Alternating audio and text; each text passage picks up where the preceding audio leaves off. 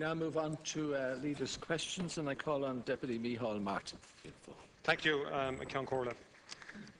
Taoiseach, Minister Shortall and a team from the HSE and from the Department of Health, and indeed Minister O'Reilly, agreed an objective set of criteria, because internationally recognised criteria in relation to urban and rural deprivation in the context of selecting primary care centres, and they decided to select 20. But however, behind Minister Shortall's back and parallel to all of this, Minister O'Reilly seemed to be having different thought process entirely about this. And after consulting with Cabinet colleagues, he took a unilateral decision to actually add 15 more to that 20, 2 from his own constituency. He publishes no criteria or no evidence base to justify this unilateral decision. Now, Taoiseach, public-private partnerships have a significant commercial dimension. They involve GPs, allied health professionals, therapies, and so forth. And it's for that very reason, above and beyond anything else, that there has to be objective criteria. There has to be fairness and transparency, because different interests, different consortia are entitled to bid and to tender for such centres and for such projects. And I would ask you, Taoiseach, is it appropriate that a minister should ride roughshod over existing agreements and criteria to take decisions unilaterally which can benefit private sector interests? These are multi-million-pound ventures, with profit at the end of it as a desired objective. Nothing wrong with profit in itself. But that is, to me, the key ingredient in this particular issue. It is equivalent, Taoiseach, to a tendering situation, and that is the reason why ministers should be at one remove from such decisions. Because for example, did Minister O'Reilly know at the time of his decision who the preferred bidder for the Balbriggan site was? And was that disclosed? Taoiseach, Minister Varadkar has described this as a stroke politics. Thank you.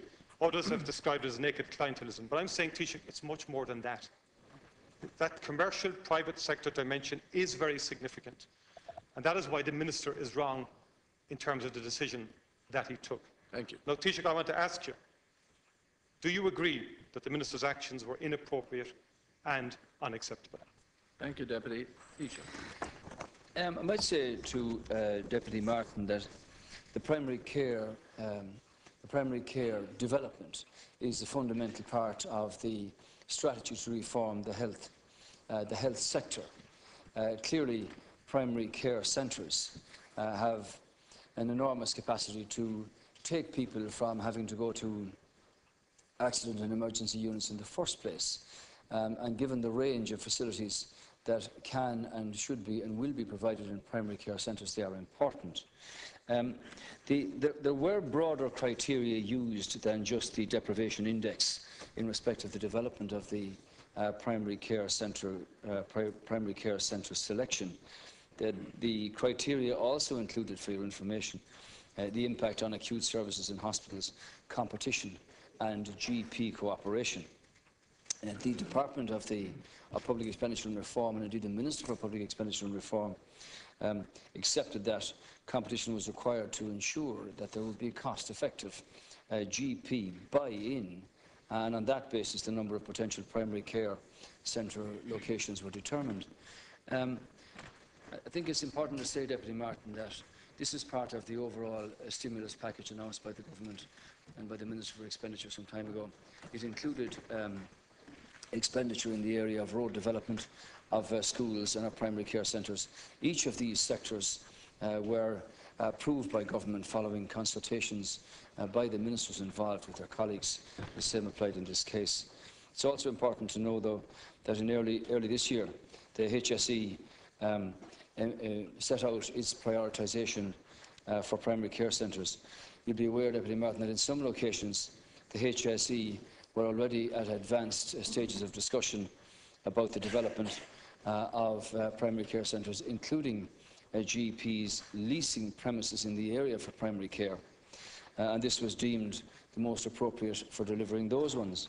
There were a number of other high priority locations that were selected for direct investment by the HSE using exchequer funds from the HSE's capital allocation, and the remaining locations were then considered as being appropriate for public-private partnership development. You'll be aware that if you wish to develop 20 primary care centres and you only select 20, that clearly you run the risk of objections, non-buy-in by GPs, lack of competition, and there may be other factors that might come into that. So what government approved and signed off was on a list of 35 primary care centres with 20 to be developed. That doesn't mean that the numbers on the first 20 are actually going to happen because of the factors that I mentioned. So in order to get this moving as quickly as possible, to take into account where there were leases involved, where there was an intention to lease, direct exchequer funding or PPP, Minister in consultation with his colleagues recommended to government, and government signed off on that element of the stimulus package for the development of 20 primary care centres from a list of 35. Thank you. All of this out from freedom of information and from the media.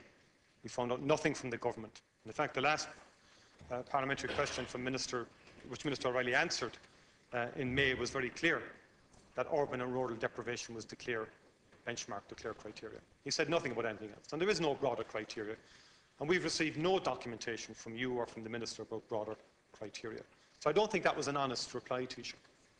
And I think you need to be honest with the House and transparent with the House in relation to this. Because what is clear from all of this is that Minister Shortall plays by the rules. Minister O'Reilly does not play by the rules. And what is equally extraordinary is the degree to which the Labour Party hierarchy were willing to isolate Minister Shortall to protect Minister O'Reilly. That's an extraordinary situation. And all in the name of deprivation. That's why Minister Shortall stood her ground. And Taoiseach, her letter to Minister O'Reilly gives the lie to what you've just said now. Because she said, when you and I met to discuss primary care policy on February 29, 2012, we agreed and subsequently minuted that, quote, the provision of centres should be informed by needs analysis with priority given to areas of urban and rural deprivation. Thank you, Deputy. And goes on about the universal primary care team cementing that. So, Taoiseach, you have not been straight with the House in relation to this issue. And what has happened is, quite frankly, unacceptable. Thank you. And I think it's extraordinary that you could not answer the question I asked you. Is it acceptable behaviour of the Minister to ride roughshod over established criteria which he had agreed with the Minister responsible for primary care, the HSE team and the Department of Health? Thank you. And can I ask you now, Taoiseach, finally, will you at the very least agree that Minister O'Reilly should come before this House, make a statement on the issue, outlining why he did what he did, and allowing deputies from across the House to ask him basic questions in relation to this? I understand the private notice question has not been accepted today, and this is a national issue concerning the role of primary care centres across the country. And this is the only opportunity I have to raise this.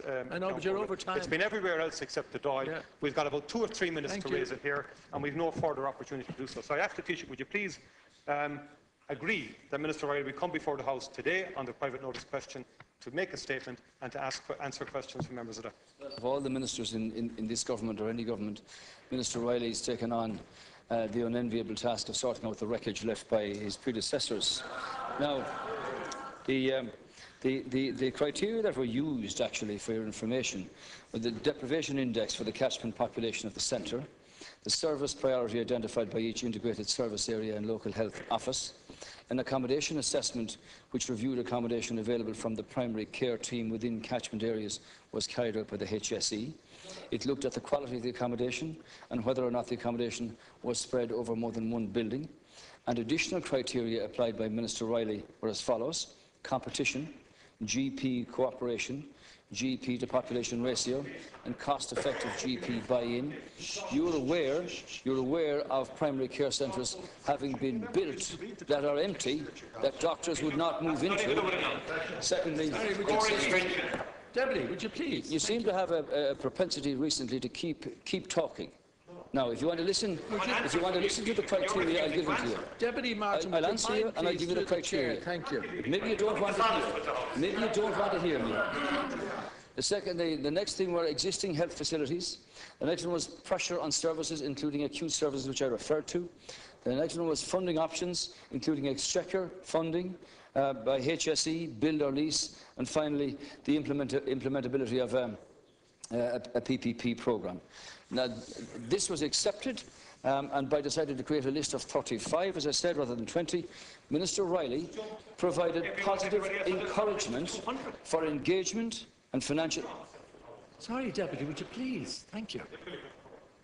Well, you have difficulty Financial staying quiet. participation I by want to hear the GPs, reply. as I said to you, Deputy Martin, the little point in having taxpayers' money put together for primary care centres that remain unoccupied because doctors couldn't agree among themselves. Thank you. And what Minister Riley put forward as his part of the stimulus package was to have a list of 35 based on these criteria, from which 20 would be provided.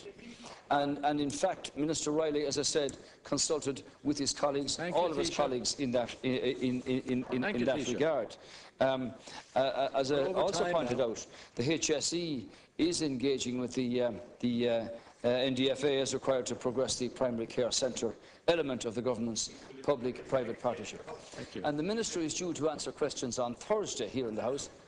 Yes, thank you. Yes, I am coming on. The Minister will be here on Thursday to answer all and any questions from your own people or anybody else in respect of this particular, as is his responsibility. Thank you. Under his remit. And he'll be here on Thursday to answer questions in regard to this, and any other questions you can think of, put them in before then. Thank you.